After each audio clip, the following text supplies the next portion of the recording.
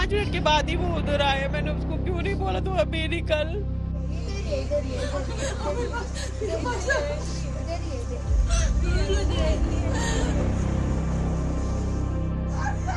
गम है, बेबसी है, लाचारी है और गुस्सा है।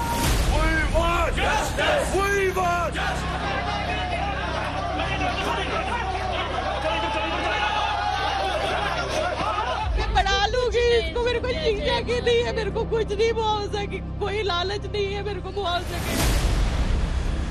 मीनाक्षी भट्ट को समझ में नहीं आ रहा कि आखिर उनके पति की क्या गलती थी कि आतंकियों ने दफ्तर में घुसकर उनकी हत्या कर दी। आतंकियों ने तहसील ऑफिस में घुसकर पूछा कि राहुल भट्ट कौन है और जैसे ही पता चला दनादन गोलियां चला दी।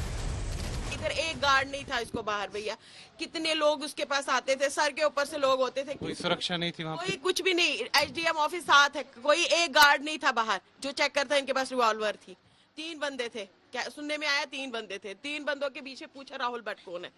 अच्छा, नाम पूछ के गोली शूट किया। वो अपनी ही चेयर पे बैठा था, अपनी ही चेयर पे शूट किया उसको, भैया हिलने का भी मौका नहीं दिया।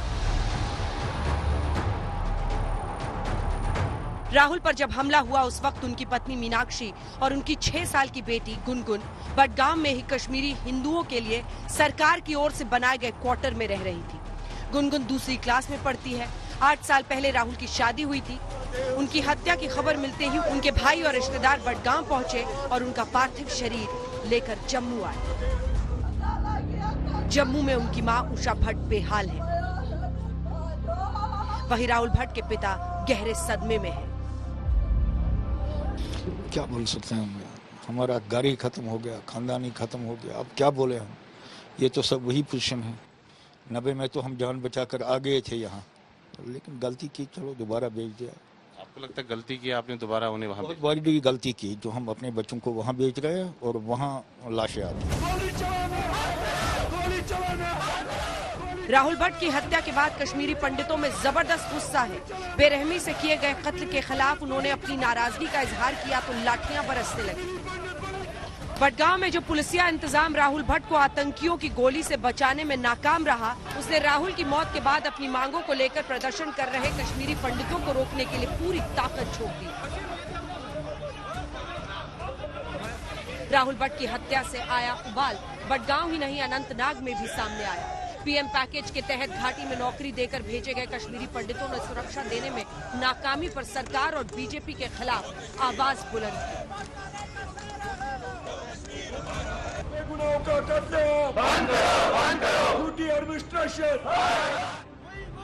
उधर कश्मीरी पंडितों ने ओल्ड जम्मू और अखनूर के बीच हाईवे को जाम कर दिया। स्थानीय लोगों ने बडगाम में आतंकियों की गोली से जान गंवाने वाले कश्मीरी पंडित राहुल भट्ट की हत्या के खिलाफ अपना गुस्सा जाहिर किया। राहुल भट्ट की हत्या के बाद परिवार में केंद्र सरकार के खिलाफ जोरदार नाराजगी है। नरेंद्र मोदी की ही जिद हम सबसे निकाल रहे हैं। नरेंद्र मोदी भी हमारा नहीं देख रहा है, वो नहीं हमारा सोच रहा है, वो अपनी सियासत चला रहा है। वो 370 हटाया, उसने बराबर ड्यूटी दी, इसने हर चीज में अपनी ड्यूटी बराबर दी। जम्मू कश्मीर बीजेपी के कद्दावर नेता कविंद्र गुप्ता परिवार वालों को सांत्वना देने पहुंचे थे, वहां उन्हें नाराजगी का सामना करना पड़ा। उधर बीजेपी के नेता राहुल भट्ट की हत्या में पाकिस्तान को घसीट रहे हैं। एक कश्मीरी पंडित होनहार नौजवान श्री राहुल भट्ट साहब के ऊपर कायराना हमला करके उनकी हत्या की है। इन सभी कायर पाकिस्तानी आतंकवादियों को जमीन के पाताल से निकाल कर इनको मौत के घाट उतारेंगे।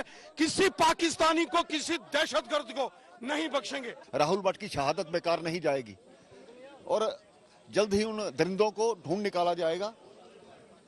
एक रणनीति चेंज करने की जरूरत है। आज सिविल वर्दी में उन्होंने भी अपना एक तरीका जो चेंज किया है, तो उससे इस प्रकार की घटनाएं हुई हैं।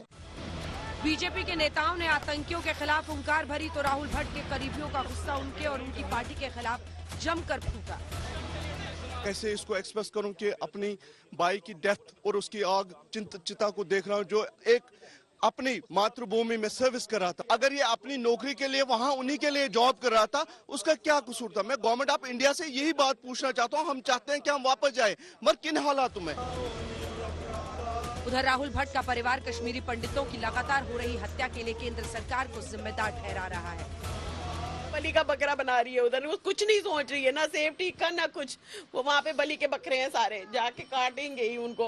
प्रधानमंत्री नरेंद्र मोदी और गृह मंत्री अमित शाह अगर इस समय आपको देख रहे हो, सुन रहे हो, क्या कहेंगे आप? अमित शाह क्या बोलेगा? अमित शाह को है ही नहीं बटों का, वो तो सीधा ही बोलता है कि जैसे बाकी रह रहे हैं आप क्यों नहीं रह सकते, आप सोचो अपना।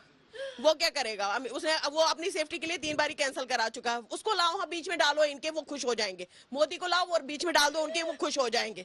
बस उनको उन्हीं से जिद है, बाकी किसी से जिद नहीं है। कश्मीरी पंडितों का गुस्सा लाजमी है। सरकार के तमाम इंतजामों के बावजूद टारगेट किलिंग बंद नहीं हो रही। हम यहाँ पे अनमोल सर्व नहीं करना चाहते हैं और हम लोग सब ट्रांसफर होना चाहते हैं जम्मू वैली। अगर वो हो सकता है तो वेल एंड गुड, अगर नहीं हो सकता तो हमारा मास रेजिग्नेशन एक्सेप्ट किया जाए। अगस्त 2019 में अनुच्छेद 370 हटाए जाने के बाद जम्मू और कश्मीर को 2 केंद्र शासित प्रदेशों में बांट दिया गया। घाटी में आतंकवाद के खिलाफ सेना की मुहिम तेज हुई और लोगों को सुरक्षा देने के दावे किए गए, मगर बेगुनाहों की हत्या थम नहीं रही। गुरुवार को बडगांव में राहुल भट्ट की हत्या कर दी तो शुक्रवार को पुलवामा में आतंकियों ने पुलिस कांस्टेबल रियाज अहमद ठोकर को गोली मारकर शहीद कर दिया। ये सवाल तो पूछा जाएगा कि आखिर बेगुनाहों की हत्या का जिम्मेदार कौन? श्रीनगर में अशरफ वानी के साथ सुनील जी भट्ट, जम्मू आज तक।